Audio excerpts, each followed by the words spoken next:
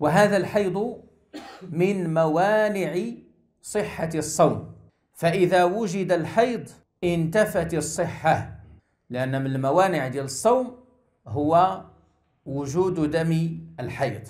ولذلك مر معنا في أول كتاب الطهارة أن معاذة سألت عائشة رضي الله عنها وقالت لها: ما بال الحائض تقضي الصوم ولا تقضي الصلاة؟ فقالت لها عائشة رضي الله عنها: أحرورية أنت؟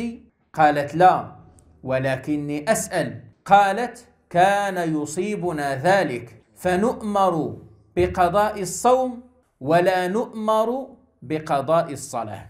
إذن أول ما نستفيد من هذا الحديث أن الحيض مانع للمرأة المسلمة من صحة صومها،